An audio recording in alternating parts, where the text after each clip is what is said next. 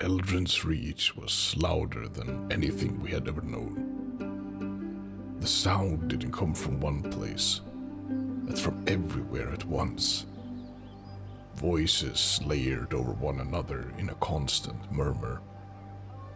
Wagon wheels grinding against stone streets. The distant ringing of steel from forges that never seemed to rest.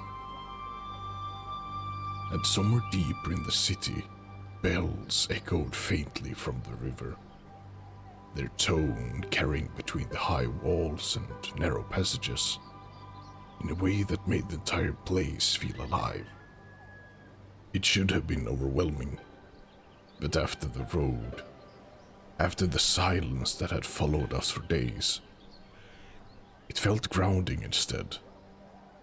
There was structure here, movement and purpose, and most importantly, no one noticed us, which made searching easier and harder at the same time.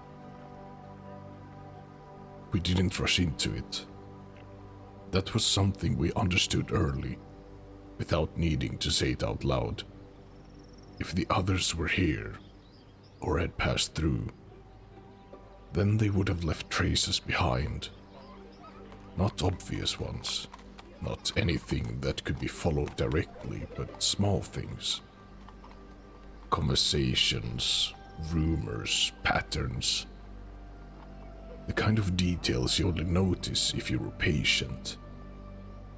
So we became part of the city. Or at least, we tried. The first few days passed in observation more than action. We walked the streets without direction at first, letting the layout settle into memory. Which roads led towards the market, which ones narrowed into quieter areas, where travelers gathered, and where they avoided. The city wasn't random, it was layered, built over time with a logic that revealed itself slowly. And at its center, everything seemed to circle back to one place: the Adventurers Guild. It stood just off the main square, large enough that you could spot it from several streets away. 3 stories of stone and timber rose above the surrounding buildings. Banners marked with crossed blades swaying gently above the entrance as people moved in and out in a constant flow. Inside it was chaos, but not uncontrolled chaos. There was a sense of structure to it, even if it didn't feel that way at first glance. Requests covered massive boards along the walls, parchment layered over parchment, each one offering work, danger, or opportunity, depending on who was reading it. Voices filled the space, overlapping in negotiations, arguments, and quiet deals made just out of earshot. If our friends were anywhere, they would have come here. We didn't ask immediately. That would have been too obvious. Instead, we listened, watched, learned how people spoke, what questions sounded normal, which ones drew attention. By the time we started asking anything ourselves, it blended into the background naturally. Just travelers gathering information. Nothing more. Most answers led nowhere. Names that didn't match. Groups that had already moved on. Stories that sounded promising, until you looked closer and realized they had nothing to do with what we were searching for. Days passed like that, carefully and measured, until eventually we realized something else. Searching alone wasn't enough. If we wanted to stay here long enough to find anything, we needed to belong here, even if only on the surface. Work came easier than expected. For me, it almost felt inevitable. The first time I stepped into one of the city's forges, something settled into place in a way that I couldn't fully explain. The heat, the weight of the hammer, the rhythm of striking metal. Just like it had felt back in Hearth Hollow. It felt like something my body had already learned, even if my mind hadn't. The smith didn't trust me immediately. He simply watched, measuring, then handed me a simple task without much explanation. "Let's see what you can do." I didn't think about it, I just worked. And when I was done, he gave me a simple nod, as if confirming something to himself more than to me. "That'll do." It wasn't much, but it was enough. My friend found his place differently. Where I relied on strength, he relied on patience. A clerk in the trade district needed help managing records and accounts. Work that required precision rather than presence. It suited him in a way that made sense almost immediately. More importantly, it gave him access. Information passed through desks more often than through swords. And people speak more freely around someone they didn't see as a threat. We fell into rhythm after that. Work during the day, the guild in the evenings, questions asked carefully, never lingering too long, never pressing hard enough to draw attention. Slow progress, but progress all the same. At night, in the small room we rented above a narrow street that never fully quieted, we compared what we had learned, which most nights wasn't much. "You think we missed something?" he asked once while leaning back slightly. "Maybe we're just early. Or we're late." That thought stayed with us longer than either of us liked. Days turned into weeks. Long enough that we stopped feeling like we stood out, even if we still didn't belong. The conversation that changed everything didn't come from anything dramatic.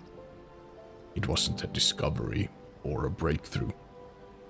It happened the same way most things did in Eldren's Reach. Quietly. Almost by accident. We were standing near one of the request boards in the guild, pretending to study postings we had no intention of taking, when a clerk nearby spoke without looking up. "Oh, you mean that strange party?" The words caught my attention instantly. Not because of what she said, but because of how casually she said it. Like it wasn't important, which made it worth listening to. My friend noticed it as well. He turned slightly, just enough to engage without interrupting. "Strange?" he asked, keeping his tone light. The clerk shrugged as she sorted through parchment. Good reputation. Reliable, but odd?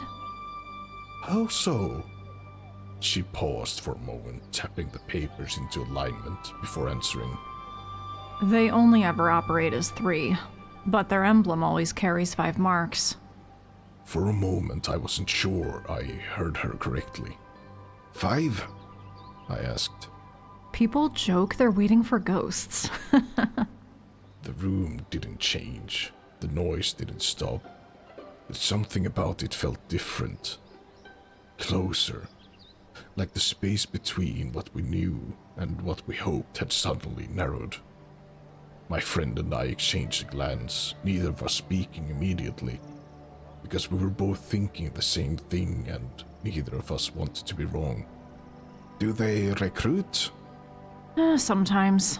Depends on the job. She scanned the page briefly before continuing. Let's see.